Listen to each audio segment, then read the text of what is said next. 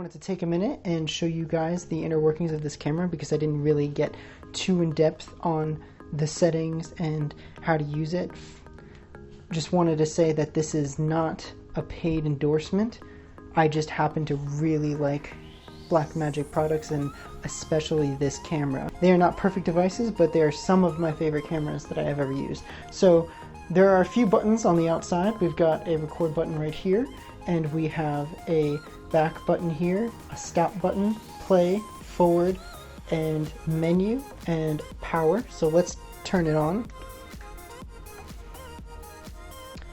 One thing about this camera is it does take a second to turn on, so it might not be the best for if something happens in a split second and you need that camera to come on. It does take a bit, so if you want to leave the camera on, that might be a better strategy for you than to wait for something to happen and then turn it on. But I've gotten into this habit where I actually just turn the camera off for battery life. But if you have enough power, then you don't have to worry about it. Okay, so we've got our, we also have a touchscreen here, which is amazing. I love this touchscreen. You can flip this up and you can see the audio levels pop up right here. You can see all of your settings on top, like your media, your time code. You've got different flavors of ProRes that you can choose to film in. You've got your resolution and frame rate, ISO up here. You've got your shutter angle. Now this camera does not have shutter speed because it is a cinema camera, and normally I keep it at 180 degrees. Shutter angle is a little bit different from like, you know, shutter speed, but 180 is closest to like 1/50th of a second kind of shutter speed.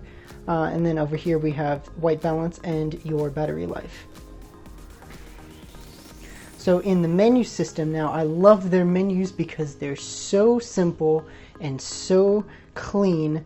It's like an Apple menu almost. We've got your settings here. You've got focus peaking, which you can turn on or off. You've got meters, so if you don't want those bars on the bottom right here, you can actually take that off and they won't be there. You've got the frame guides I told you about, so you can see what you're filming framed for letter boxes and widescreen and all that. Oh, and then you've got your format disc here, so if you had media, you can actually press this, and if you want to format your disc, then that's what you do. Oh, speaking of media though, we have an SSD port for this camera. Pop that open here, and instead of SD cards, which you might be used to using, you have a solid state drive that you slip in here. It carries a lot of storage and is much less expensive than a CFast card, which a lot of the 4K cameras that we're using today end up taking.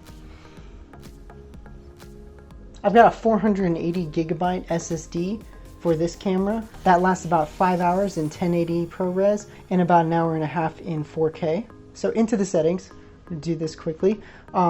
We've got your camera ID, date, time, ISO. Now this is one thing to mention. Again, this is not a DSLR. It's not made for photography. This is completely for serious video professionals. We have the ISO limitation of 200, 400, and 800, and that's it.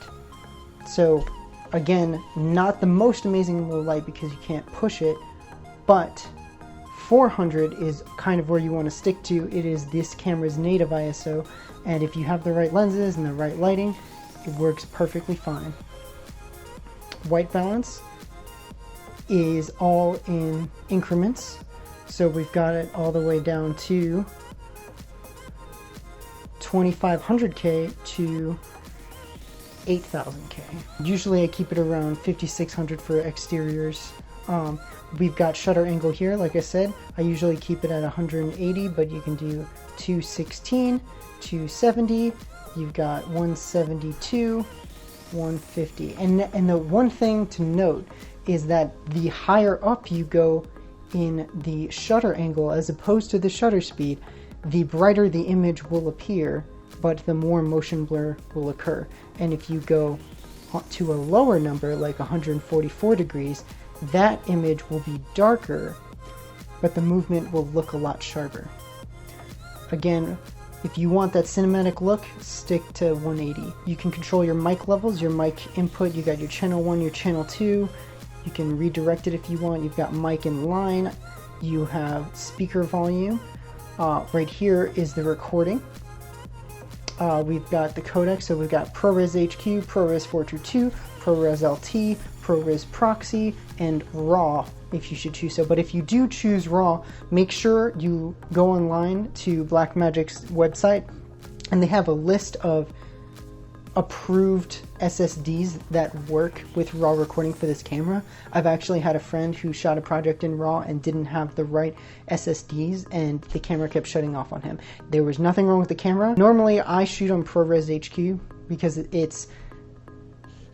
because since I shoot weddings, I don't need RAW, and ProRes works perfectly fine, but ProRes HQ is like really good quality for that, and the resolution can go from 4K to 1080, but if you go to RAW, it changes the resolution to a higher version of 4K, which is the Cinema 4K.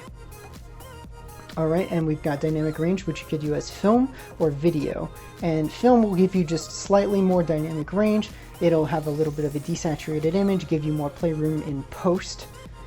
Though, again, it's not as flat as a lot of other logs. So just remember that. Frame rate can go 23.98. We've got 24, 25, 20. We've got 29.7. We've got 30 frames per second, and again, this camera does not shoot slow motion, this camera does not shoot slow motion, but I can live without it because I have a backup camera that shoots slow motion. Okay, I also have a time-lapse feature here. You can go from like 2 frames a second, 3 frames, all the way up to 1 picture every second, 2 pictures every second, and up to a minute, up to 1 picture a minute. And then we've got display, so you can actually show, say you have it on film mode where you're capturing the most dynamic range. Say you have it in log form, the dynamic range film. So here's the display menu. Say you have your camera set to log mode and you're filming in that. You can change what displays on the screen to video or film, so you can see exactly what's happening. But if you put it on video, it'll show you an image that looks more like it would if you color graded it, and that helps a lot of people. You could call it an in-monitor LUT, which is cool because the screen is actually pretty big and it's like having a monitor anyway. Brightness, you can adjust the brightness of the screen. You've got zebra stripes, which for me are one of my favorite tools because I hate blowing out highlights. We've got zebra level, keep it to about 80%. That's usually like a sweet spot for zebra stripes. It's the right sensitivity. You've got your focus button here. If you want to just toggle that, it'll pull the focus assist on, and it kind of shows up as this like green highlights for the edges that are sharp, that are in focus. If you have an electronic lens, the iris right here will do an auto aperture.